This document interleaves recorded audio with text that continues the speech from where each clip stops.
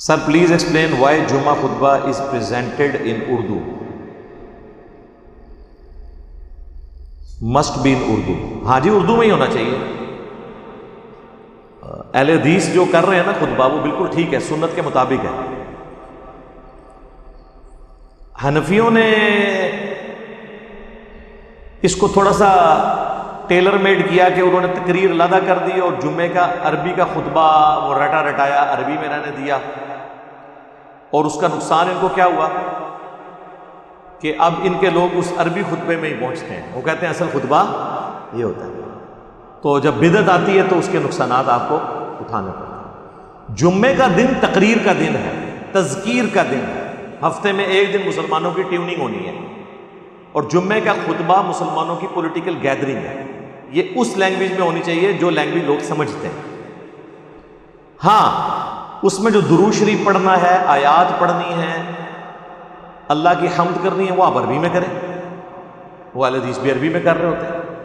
پھر جو public gathering سے خطاب کرنا ہوتا ہے وہ اردو میں کرتے ہیں. انہوں نے کیا کیا, انہوں نے عربی دو خطبے رٹے رٹائے رہنے دیے, اور وہ بھی سنت کے مطابق خطبے نہیں ہوتے ہیں. وہ ان کے علماء نے لکھے ہیں, چند ایک سنت الفاظ ہیں, باقی علماء کے لکھے ہیں. اگر علماء کے لکھے نہ ہوتے تو یہ جو خلفائے راشدین کے, صحابہ کے, اہل بیت کے جو نام لیتے ہیں یہ خطبوں کے اندر, تو نبی علیہ السلام تو ہر جمعے خطبے میں تو نام تو نہیں لیتے ہوتے تھے, انہوں نے خود ایڈ کیا. آپ نے تو کبھی کہیں ایک بات کوئی ارشاد فرما دی کسی کی شان میں, لیکن انہوں نے رٹے رٹائے وہ جملے ایڈ کیے ہوئے ہوتے ہیں. آپ کو پتہ ہے سیدنا ابو بکر, سیدنا عمر, عثمان, علی رضی اللہ عنہ اجمعین وعلیہم السلام اجمعین. یعنی میں اسے کنڈیم نہیں کر رہا, مطلب میں یہ بتانا چاہ رہا ہوں کہ یہ علماء نے لکھے ہیں خطبے, کریں بیان, کوئی حرج نہیں اس میں.